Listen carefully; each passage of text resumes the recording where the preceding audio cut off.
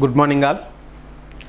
రీసెంట్గా AP government అనేది టెట్కి సంబంధించి టెట్ 2021కి సంబంధించి సిలబస్ అనేది రిలీజ్ చేయడం జరిగిందండి.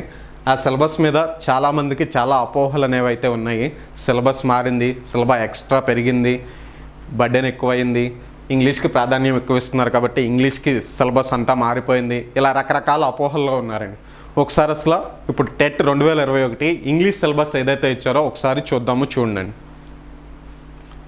ఇంగ్లీష్ వచ్చేసి కంటెంట్ అండ్ మెథడాలజీ కలిపి 30 మార్క్స్. ఇది తెలిసిందే కదండి. కంటెంట్ అంటే గ్రామర్కి వచ్చేసి 24 మార్క్స్, మెథడాలజీకి వచ్చి 6 మార్క్స్ కేటాయించడం జరుగుతుంది. ఇది అందరికీ తెలిసిన విషయమే కదండి. ఒకసారి చూసినట్లయితే సిలబస్ ఏమి ఇచ్చాడు అనేది ఒకసారి చూసినట్లయితే వొకాబులరీ పార్ట్లో ఏమి ఇచ్చాడని మనకి సినోనియమ్స్, యాంటోనియమ్స్ అంటే తెలుసు కదండి. సినోనియం అంటే సేమ్ మీనింగ్ ఇచ్చే వర్డ్, అంటే దాన్ని ఐడెంటిఫికేషన్ అండి. లెవెల్ ఆఫ్ టెస్టింగ్ అనేది కూడా ఇచ్చాడు, అంటే మనకి దాని మీద బిట్స్ ఎలా అడుగుతాడు అనేది కూడా క్లారిటీగా ఇవ్వడం జరిగిందండి. ఐడెంటిఫికేషన్ అంటే ఏంటండి, మనకు ఒక వర్డ్ ఇచ్చేసి దానికి సినోనియం ఏది, కింద ఆప్షన్స్లో ఏది సినోనియం అవుతుంది అనేది ఐడెంటిఫై చేయడం జస్ట్ అంతే. అలాగే యాంటోనియం అంటే ఏంటంటే ఆపోజిట్ వర్డ్, అంటే ఒక వర్డ్ ఇచ్చేస్తాడు, దానికి సూటబుల్ ఆపోజిట్ వర్డ్ 4 ఆప్షన్స్ ఏదుందో అది పిక్ చేసుకోవడం యాంటోనియం అండి. అలాగే హోమోఫోన్స్, హోమోనైమ్స్. హోమోనైమ్స్లోనే ఒక టైప్ వచ్చేసి హోమోఫోన్స్ అండి. హోమోనైమ్స్ తీసుకున్నట్లయితే అవి 2 టైప్స్ ఉంటాయండి. హోమోనైమ్స్ అనేవి 2 టైప్స్ ఉంటాయి. ఏంటండి అవి? హోమోఫోన్స్ ఒకటి, హోమోగ్రాఫ్స్ ఒకటండి.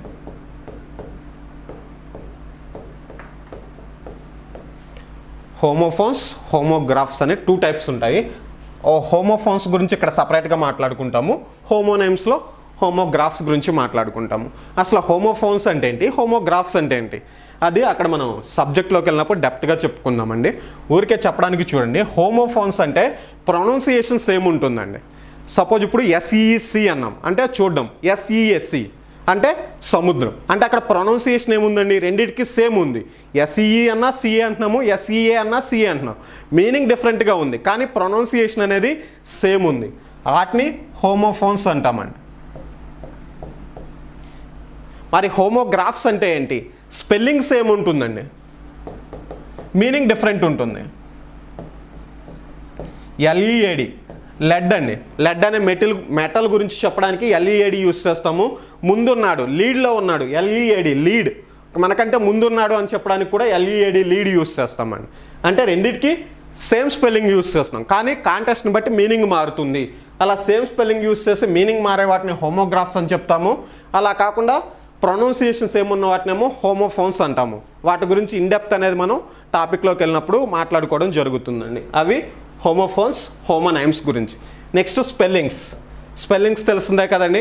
4 వర్డ్స్ ఇచ్చేసి రాంగ్లీ స్పెల్ట్ వర్డ్ ఏది లేదా కరెక్ట్లీ స్పెల్ట్ వర్డ్ ఏది అని అడుగుతాడు. మనకు అది ఇంగ్లీష్ మీద పట్టుంటే ఈజీగా చేయొచ్చు అండి. నెక్స్ట్ వచ్చేసి ఫ్రాజల్ వెబ్స్ గురించి ఆల్రెడీ అందరికీ తెలిసిందే కదండి. ఫ్రాజల్ వెబ్ అంటే ఎలా ఉంటుందండి, వెర్బ్ ప్లస్ ప్రిపోజిషన్ కాంబినేషన్లో ఎక్కువగా ఉంటుంది. అదేంటంటే నార్మల్గా చూసినప్పుడు ఒక మీనింగ్ ఇస్తుంది, ఆ ఫ్రాజల్ వెబ్గా చూసినప్పుడు ఒక మీనింగ్ ఇస్తుందండి.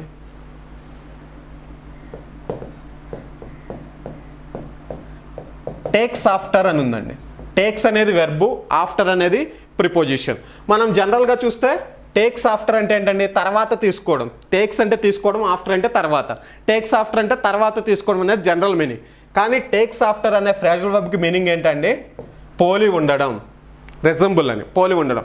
అలా జనరల్ మీనింగ్ తీసుకుంటే ఒక మీనింగ్ వస్తుంది, అది ఫ్రాజల్ వెబ్గా ట్రీట్ చేసినప్పుడు ఒక మీనింగ్ వస్తుందండి. అలాంటి వాటిని ఫ్రాజల్ వెబ్స్ అంటారు. ఇక్కడ ఏమని ఇచ్చాడండి, ఐడెంటిఫికేషన్ ఆఫ్ మీనింగ్, అంటే ఫ్రాజల్ వెబ్ యొక్క మీనింగ్ ఏంటో ఐడెంటిఫై చేయడం. ఇక్కడ టేక్స్ ఆఫ్టర్ అని ఉందనుకోండి, రిజంబుల్ అని ఐడెంటిఫై చేయడం అనమాట. నెక్స్ట్ వచ్చేసి వర్డ్ ఫార్మేషన్, అంటే సఫిక్సెస్, ప్రిఫిక్సెస్, అంటే వర్డ్కి ముందు ఒక పదం జాయిన్ చేయడం, వెనక ఒక పదం జాయిన్ చేయడం అండి. సపోజ్ ఇప్పుడు సెన్స్ అనేది ఉందండి, దీనికి ముందు నాన్ యాడ్ చేసాం, నాన్ సెన్స్, ఇదేమవుతుందండి, ముందే యాడ్ చేస్తాం కాబట్టి ప్రిఫిక్స్ అవుతుంది. ఓకేనా. కౌంట్ ఉందండి, ఏబిఎల్ఈ కౌంటబుల్ అన్నాం. ఏబిఎల్ఈ అనేది ఎక్కడ యాడ్ చేస్తామండి, వెనక యాడ్ చేస్తాము కాబట్టి దాన్ని సఫిక్స్ అంటాం. అలా వర్డ్ ఫార్మేషన్ అండి. సఫిక్సెస్, ప్రిఫిక్సెస్ గురించి ఇక్కడ నేర్చుకోవడం అనేది జరుగుతుంది. ముందే యాడ్ చేసామా, వెనక యాడ్ చేస్తాం. ముందే యాడ్ చేస్తే ప్రిఫిక్స్ అని, వెనక యాడ్ చేస్తే సఫిక్స్ అని అంటాము. ఇది వొకాబులరీకి సంబంధించండి. నెక్స్ట్ చూసినట్లయితే గ్రామర్ పార్ట్లో ఏమి ఇచ్చాడో చూడండి. హెల్పింగ్ వెబ్స్ హెల్పింగ్ వెబ్స్ గురించి ఆల్రెడీ మనం టాపిక్లో డిస్కస్ చేస్తామండి. ఏ హెల్పింగ్ వెబ్ని ఎక్కడ యూస్ చేస్తారు, వాటి కాంట్రాక్షన్ ఫార్మ్స్ ఎలా ఉంటాయి, విల్ ప్లస్ నాట్ ఉంటే వోంట్ రాస్తాము, కుడ్ ప్లస్ నాట్ ఉంటే కుడెంట్ రాస్తాము. అవన్నీ కూడా మనం క్వశ్చన్ ట్యాగ్స్లో కాంట్రాక్షన్స్ మాట్లాడేటప్పుడు డిస్కస్ చేయడం జరిగిందండి, ఫార్మ్స్, కాంట్రాక్షన్స్. నెక్స్ట్ వచ్చేసి మోడల్ ఆక్సిలరీస్. మోడల్ ఆక్సిలరీస్ అంటే ఏమొస్తాయండి, విల్లు, దీనికి సంబంధించి వుడ్, షల్లు, షుడ్, అలాగే can, could, May, might, must. ఇవి మోడల్ ఆక్సిలరీస్ అవుతాయండి. వాటి ఫామ్ ఎలా ఉంటుంది, ఫంక్షను, కాంట్రాక్షన్. వీటిని అంటే ఎక్కడెక్కడ యూస్ చేస్తాము, వీటి అవసరాలు ఎక్కడ వస్తాయి అనేది ఈ మోడల్ ఆక్సిలరీస్లో డిస్కస్ చేయడం జరుగుతుందండి. నెక్స్ట్ టాపిక్ చూసినట్లయితే ఆర్డినరీ వెబ్స్. అంటే మెయిన్ వెబ్స్ గురించి మాట్లాడుకున్నాం కదండి. మెయిన్ వెబ్ పార్ట్స్ ఆఫ్ స్పీచ్లో వెబ్లో మాట్లాడేటప్పుడు మెయిన్ వెబ్ గురించి చెప్పుకున్నాము. దానిలో ఉన్న టైప్స్ గురించి డిస్కస్ చేస్తామండి. అవన్నీ కూడా ఇక్కడ ఆర్డినరీ వెబ్స్లో రావడం అనేది జరుగుతుంది. నెక్స్ట్ చూసినట్లయితే ఆర్టికల్స్ అండి. ఆర్టికల్స్ గురించి కూడా మనం చెప్పుకోవడం జరిగింది. 2 టైప్స్ ఉంటాయి, డెఫినైట్, ఇండెఫినైట్ అని. అవి ఎక్కడ యూస్ చేస్తామనేది ఇక్కడ టెస్టింగ్ లెవెల్లో ఉంటుందండి మనం. నెక్స్ట్ చూసినట్లయితే ప్రిపోజిషన్స్. ప్రిపోజిషన్స్ అంటే ఏంటండి, 2 నౌన్స్ మధ్య రిలేషన్ ఏర్పరచడానికి యూస్ చేస్తుంది ప్రిపోజిషన్. దాని బేసిక్ పార్ట్స్ ఆఫ్ స్పీచ్లో నేర్చుకున్నాము. నెక్స్ట్ ఏ వర్డ్ని ఎక్కడ యూస్ చేస్తారు అనేది మనం ప్రిపోజిషన్ అనే టాపిక్లో సపరేట్గా నేర్చుకున్నామండి. సింపుల్ ప్రిపోజిషన్స్ గురించి అడిగాడు. Including prepositions following certain words. కొన్ని వర్డ్స్ తర్వాత వచ్చాయి. ఎక్యూజ్ వచ్చింది అనుకోండి, ఆఫ్ వస్తుంది. ఎఫ్ఓ అండి ఫండ్ వస్తే ఆఫ్ వస్తుంది. అలా కొన్ని వర్డ్స్ని ఫాలో అయ్యే ప్రిపోజిషన్స్ గురించి చూడమన్నాడు. నెక్స్ట్ చూసినట్లయితే క్లాజెస్. నెక్స్ట్ క్లాజెస్ అండి. అంటే మనకి ఇచ్చిన సెంటెన్స్ కనుక ఒక టెన్స్ స్ట్రక్చర్ని ఫాలో అవుతూ దానికి ఒక మీనింగ్ ఉన్నట్టయితే దాన్ని క్లాజ్ అంటారు. టెన్స్ స్ట్రక్చర్ ఏం లేకుండా కంప్లీట్ మీనింగ్ లేకుండా ఉంటే ఫ్రేజ్ అంటారండి. మనకి ఇక్కడ క్లాజెస్ గురించి ఇచ్చాడు కాబట్టి క్లాజెస్ గురించే మాట్లాడుకుంటాము. అంటే ఒక టెన్స్ స్ట్రక్చర్ ఉండి ఒక మీనింగ్ ఉంటే దాన్ని క్లాజ్ అంటారు. దానిలో టైప్స్ ఏముంటాయంటే మెయిన్ క్లాజు, సబార్డినేటింగ్ క్లాజ్ ఉంటాయండి. నెక్స్ట్ వచ్చేసి నౌన్ క్లాజ్ గురించి, ఇఫ్ క్లాజ్ గురించి, రిలేటివ్ క్లాజెస్ గురించి నేర్చుకోవడం అనేది దీనిలో జరుగుతుంది. ఇది క్లాజెస్కి సంబంధించిన. నెక్స్ట్ చూసినట్లయితే sentence structures. Basic sentence structures ఎలా ఉంటాయి అనేది చూస్తామండి. అంటే ఏ ఆర్డర్లో ఉంటాయి, subject plus verb plus object. ఇది జనరల్ ఆర్డర్ చెప్పుకున్నాం కదండి. కొన్ని చోట్ల సబ్జెక్ట్ తర్వాత హెల్పింగ్ వెబ్, వెర్బు, ఆబ్జెక్ట్. కొన్ని చోట్ల ఇక్కడ ఏమొస్తుందండి, యాడ్జెక్టివ్ కానీ యాడ్ వెబ్ కానీ యాడ్ అవ్వడం జరుగుతుంది. అలా బేసిక్ స్ట్రక్చర్స్ ఎన్ని ఉన్నాయి అనేది ఇక్కడ చూస్తామండి. బేసిక్ ఒక 5 స్ట్రక్చర్స్ వస్తాయి. అవన్నీ కూడా ఈ లెసన్లో డిస్కస్ చేయడం అనేది జరుగుతుంది, సెంటెన్స్ స్ట్రక్చర్స్. నెక్స్ట్ వచ్చేసి డిగ్రీస్ ఆఫ్ కంపారిజన్ అండి. ఇక్కడ చూడండి, ఫాము, ఫంక్షన్, కన్స్ట్రక్షన్, ట్రాన్స్ఫర్మేషన్. అంటే ఏంటండి, ఒక డిగ్రీలో ఇచ్చిన దాన్ని ఇంకో డిగ్రీలోకి అనేది మనం మార్చాలి. డిగ్రీస్ ఎన్ని ఉంటాయండి, positive degree, comparative degree, superlative degree. ఆ డిగ్రీస్ని ఐడెంటిఫై చేయడం ఎలా, ఒక డిగ్రీలో ఇచ్చిన దాన్ని ఇంకో డిగ్రీలోకి మార్చడం ఎలా అనేది ఈ డిగ్రీస్ ఆఫ్ కంపారిజన్ అనే దానిలో డిస్కస్ చేస్తామండి. నెక్స్ట్ చూసినట్లయితే language functions. Language functions with social norms.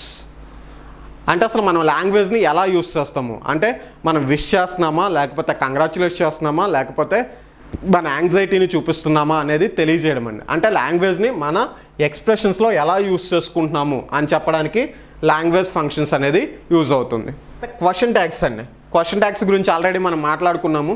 మనం అక్కడ అన్నీ డిస్కస్ చేస్తామండి. కానీ ఇక్కడ మనకి వీడేమడిగాడు, ఇంపరేటివ్స్కి, స్టేట్మెంట్స్కి. అంటే ఇంపరేటివ్ సెంటెన్సెస్ వరకు నేర్చుకోమన్నాడండి. మనం ఆల్రెడీ అసర్టివ్ సెంటెన్స్కి, ఇంపరేటివ్ సెంటెన్సెస్కి కూడా చూస్తాము. అసర్టివ్ సెంటెన్సెస్ కూడా ఎలా చేయాలి అనేది చూస్తామండి. నేర్చుకుని ఉంటే బెటర్ అండి. ఎలాగో మనం క్వశ్చన్ ట్యాగ్స్ టాపిక్ చూస్తున్నాం కాబట్టి దానిలో మొత్తం డిస్కస్ చేయడం జరిగింది. నెక్స్ట్ వచ్చేసి టైప్స్ ఆఫ్ సెంటెన్సెస్ అండి. ఇక్కడ బేసిక్ టైప్స్ ఏమున్నవి అనేది ఆల్రెడీ మనం టైప్స్ ఆఫ్ సెంటెన్సెస్ డిస్కస్ చేస్తామండి. అసర్టివ్, అలాగే ఇంపరేటివ్, ఇంట్రాగేటివ్, ఎక్స్క్లమేటరీ అని బేసిక్ టైప్స్ డిస్కస్ చేస్తాము. అది టైప్స్ ఆఫ్ సెంటెన్స్లోకి వస్తుందండి. నెక్స్ట్ వచ్చేసి డైరెక్ట్, ఇండైరెక్ట్ స్పీచ్. అంటే రిపోర్టెడ్ స్పీచ్ అండి. డైరెక్ట్ స్పీచ్లో ఉన్నదాన్ని ఇండైరెక్ట్ స్పీచ్లోకి కన్వర్ట్ చేయడం. ఇక్కడ కూడా చూడండి, స్టేట్మెంట్స్, క్వశ్చన్స్, ఇంపరేటివ్స్. అంటే అసర్టివ్స్ అన్నీ ఇచ్చాడండి. అసర్టివ్స్కి, ఇంపరేటివ్కి, ఇంట్రాగేటివ్కి. అంటే ఎక్స్క్లమేటరీకి అవసరం లేదు, మిగతా అన్నిటికీ నేర్చుకోమన్నాడు. ఎక్స్క్లమేటరీ అవసరం లేదని మెన్షన్ చేశాడు. నెక్స్ట్ చూసినట్లయితే active voice and passive voice. అంటే యాక్టివ్ వాయిస్లోకి ప్యాసివ్ వాయిస్లోకి మార్చడం ఎలా అనేది. నెక్స్ట్ చూస్తే టెన్సెస్ అండి. టెన్సెస్ గురించి కూడా మనం డిస్కస్ చేస్తాం కదండి. Use of tensions and farming including if conditional tenses. If tenses గురించి చెప్పుకున్నామండి. మనం 3 టైప్స్ మాట్లాడుకున్నాము. అయితే ఇక్కడ మీరు టైప్ 1 and 3 చాలు అన్నాడు. అంటే సెకండ్ టైప్ మీరు నేర్చుకోకపోయినా పర్లేదండి. అక్కడ 3 టైప్స్ మనం డిస్కస్ చేస్తాము. 1 and 3 నేర్చుకుంటే చాలు. నెక్స్ట్ వచ్చేసి agreement between subject and verb. సబ్జెక్ట్కి వెర్బ్కి మధ్య ఉండాల్సిన అగ్రిమెంట్ గురించి అండి. ఆల్రెడీ మనం చెప్పుకున్నామండి, సింపుల్ ప్రెజెంట్ టెన్స్లో సబ్జెక్ట్ కనుక థర్డ్ పర్సన్ సింగులర్ అయితే వెర్బ్కి ఎస్ కానీ ఈఎస్ కానీ జాయిన్ చేస్తాము. అలాంటి రూల్స్ అన్నీ కూడా ఇక్కడ డిస్కస్ చేయడం జరుగుతుందండి. నెక్స్ట్ వచ్చేసి వర్డ్ ఆర్డర్. అంటే ఇచ్చిన సెంటెన్స్లో వర్డ్ ఎలా ఉండాలి ఇక్కడ చెప్పుకున్నాం కదండి. ఈ సెంటెన్స్ స్ట్రక్చర్స్ తెలిస్తే ఈ వర్డ్ ఆర్డర్ కూడా అరేంజ్ చేసుకోవచ్చు. నెక్స్ట్ పార్ట్స్ ఆఫ్ స్పీచ్ అండి. పార్ట్స్ ఆఫ్ స్పీచ్లో 8 పార్ట్స్ గురించి మనం డిస్కస్ చేయడం జరిగింది. వీడు పర్టికులర్గా కొన్ని అడిగాడండి, కానీ మనం 8 పార్ట్స్ గురించి డిస్కస్ చేయడం అనేది ఇన్ డెప్త్ డిస్కస్ చేయడం అనేది జరిగిందండి. నెక్స్ట్ చూసినట్లయితే లింకర్స్. అంటే మనం ఆల్రెడీ పార్ట్స్ ఆఫ్ స్పీచ్లో కంజంక్షన్స్ గురించి చెప్పుకున్నామండి. 2 వర్డ్స్ని 2 సెంటెన్సెస్ని జాయిన్ చేయడానికి యూజ్ చేస్తుంది. వాటినే లింకర్స్ అని చెప్పొచ్చు. ఏ సందర్భంలో ఎలాంటి లింకర్స్ వాడతారు అనేది మనం ఆ టాపిక్కి వెళ్ళినప్పుడు డిస్కస్ చేసుకోవచ్చు. నెక్స్ట్ చూసినట్లయితే ట్రాన్స్ఫర్మేషన్ ఆఫ్ సెంటెన్సెస్. అంటే ఇక్కడ సింపుల్, కాంప్లెక్స్, కాంపౌండ్. అంటే సింపుల్లో ఇస్తే కాంపౌండ్లోకో కాంప్లెక్స్లోకో మార్చడం ఎలా, కాంప్లెక్స్లో ఇస్తే సింపుల్లోకి మార్చడం ఎలా అనేది ఇక్కడ డిస్కస్ చేస్తామండి. నెక్స్ట్ వచ్చేసి కామన్ ఎర్రర్స్. మీరు ఎర్రర్ ఫైండ్ అవుట్ చేయాలంటే ఈ గ్రామర్ టాపిక్స్ అన్నీ కూడా నేర్చుకుంటే ఈ ఎర్రర్ ఫైండ్ అవుట్ అనేది సపరేట్గా నేర్చుకోవాల్సిన అవసరం లేదండి. ఈ టాపిక్స్ అన్నీ కూడా మీరు ఫుల్ ఫ్లెడ్జ్డ్గా ఉన్నారు అంటే మీకు అక్కడ ఇచ్చిన సెంటెన్స్లో ఏ టాపిక్లో తప్పు ఉంది, అది ఆర్టికల్ పరంగా తప్ప, లేకపోతే స్పీచ్లో లింకింగ్ వర్డ్ పరంగా తప్ప, లేకపోతే యాక్టివ్ ప్యాసివ్ వాయిస్లో యూస్ చేసే హెల్పింగ్ వెబ్ పరంగా తప్ప అనేది ఈజీగా ఐడెంటిఫై చేయగలరు. మీరు కామన్ ఎర్రర్ ఐడెంటిఫై చేయాలి అంటే మనకి ఇవన్నీ కూడా టచ్ ఉండాలి. నెక్స్ట్ చూసినట్లయితే మెకానిజం ఆఫ్ రైటింగ్. అంటే రైటింగ్కి సంబంధించండి. Punctuation and capitalisation. అంటే మనం ఇప్పుడు పారాగ్రాఫ్ రాస్తున్నాం అనుకోండి, ఒకే చాటభారతంలో రాసుకెళ్ళిపోకూడదు కదండి, గ్యాప్లు అనేది ఇవ్వాలి. అంటే కొన్ని చోట్ల కామాలు ప్లేస్ చేస్తాము, కొన్ని చోట్ల ఫుల్ స్టాప్లు, కొన్ని చోట్ల ఆశ్చర్యార్థకాలు ఇలాంటివి యూస్ చేస్తామని. వాటినే పంక్చుయేషన్ అంటారు. క్యాపిటలైజేషన్ అంటే ఏంటండి, మరి కొన్ని చోట్ల మనం ఇప్పుడు మీరు చూసారనుకోండి, మీరు ఏం రాసేటప్పుడు ఫస్ట్ క్యాపిటల్ లెటర్తో స్టార్ట్ చేస్తారండి. అలాగే సెంటెన్స్ ఏదైనా స్టార్ట్ చేస్తున్నారు, పారాగ్రాఫ్లో ఫస్ట్ లైన్ రాసేటప్పుడు క్యాపిటల్ లెటర్తో స్టార్ట్ చేస్తారు. అలా క్యాపిటల్ లెటర్స్ ఎక్కడ యూస్ చేయాలి అనేది క్యాపిటలైజేషన్ గురించి మాట్లాడుకుంటామండి. చూడండి, use of capital letters, commas, full stop, question mark, explanation mark, అది పంక్చువేషన్ అండ్ క్యాపిటలైజేషన్లోకి వస్తుందండి. Next discourses. ఇక్కడేమున్నాయో చూడండి, రైటింగ్ ఆఫ్ డిస్కోర్సెస్ అని. అంటే letter writing, diary writing, description. Letter రైటింగ్లో మనం తీసుకోవాల్సిన జాగ్రత్తలు ఏంటి, అలాగే డైరీ రైటింగు, డిస్క్రిప్షన్లో ఫాలో అవ్వాల్సిన రూల్స్ ఏంటి అనేది ఇక్కడ డిస్కస్ చేయడం జరుగుతుందండి. Next dictionary skills. Already dictionary skills అందరికీ తెలిసినవే కదండి. ఏ వర్డ్ తర్వాత ఏ వర్డ్ వస్తుంది అనేది డిక్షనరీలో ఆల్ఫాబెట్స్ ప్రకారం చూసుకుంటూ వెళ్తాము. అది డిక్షనరీ స్కిల్స్ అండి. నెక్స్ట్ వచ్చేసి రీడింగ్ కాంప్రహెన్షన్. ఇది పెద్దగా అసలు కష్టపడాల్సిందే లేదు కదండి. పారాగ్రాఫ్ ఇచ్చేస్తాడు, పారాగ్రాఫ్ని చదువుకుని కింద ఇచ్చిన క్వశ్చన్స్కి ఆన్సర్ చేయడం. ఎక్కువ కష్టపడకుండా, అసలు కష్టపడకుండా జస్ట్ పారాగ్రాఫ్ని అర్థం చేసుకుంటే ఆన్సర్ చేసేదే రీడింగ్ కాంప్రహెన్షన్ అండి. అంటే పారాగ్రాఫ్ ఇచ్చేసి దానికి రిలేటెడ్గా క్వశ్చన్స్ అడగడం. ఇది మనకి ఏంటండి, కంటెంట్కి సంబంధించి, గ్రామర్కి సంబంధించి సిలబస్ అండి. మీరు చూసినట్లయితే మెథడ్స్ కూడా సేమ్ పాత సిలబస్సే ఉంది చూడండి.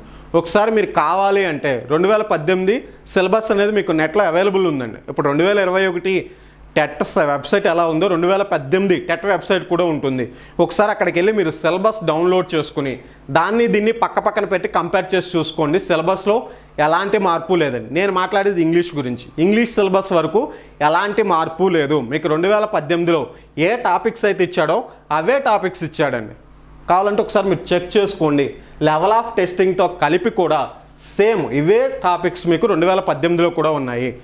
ఒకసారి కంపేర్ చేసుకుని ఆలోచించుకోండి. కాకపోతే ఇక్కడ ఏంటంటే మనం 3rd to 6th క్లాస్ వరకు టెక్స్ట్ బుక్స్ మారాయి కాబట్టి ఆ గ్రామర్ పాయింట్స్ అనేవి old text books, new text books రెండు కలిపి చెప్పడం మేము జరుగుతుందండి. అవి ఫాలో అయితే చాలు. ఓకేనండి. ఇంగ్లీష్కి ఎక్కువ ప్రయారిటీ ఇచ్చారు ఎక్కువ అని మీరు కంగారు పడాల్సిన అవసరం లేదు. గ్రామర్ అయితే మొత్తం స్టాండర్డ్ గ్రామరేనండి. ఇంతవరకు ఏదైతే ఇచ్చాడో అదే గ్రామర్ పాయింట్స్ అనేది ఇక్కడ సిలబస్లో కూడా మెన్షన్ చేయడం జరిగింది. ఎక్స్ట్రాగా ఏంటంటే మనం న్యూ టెక్స్ట్ బుక్లో టెక్స్ట్ బుక్ అనుకున్న గ్రామర్ అనేది చూసుకుంటే సరిపోతుందండి. ఇది సిలబస్ గురించి. ఓకేనా. వేరే వీడియోస్, యూట్యూబ్ ఛానల్స్ ఏవేవో చూసి సిలబస్ గురించి లేనిపోయిన టెన్షన్స్ అయితే తెచ్చుకోకండి. సిలబస్ అనేది ఈజీగా ఇంతకుముందు ఏదైతే ఇచ్చాడో అదే ఇవ్వడం జరిగిందండి. టెన్షన్ పడకుండా ప్రిపేర్ అయితే ఈజీగా స్కోర్ చేయగలరు. Thank you.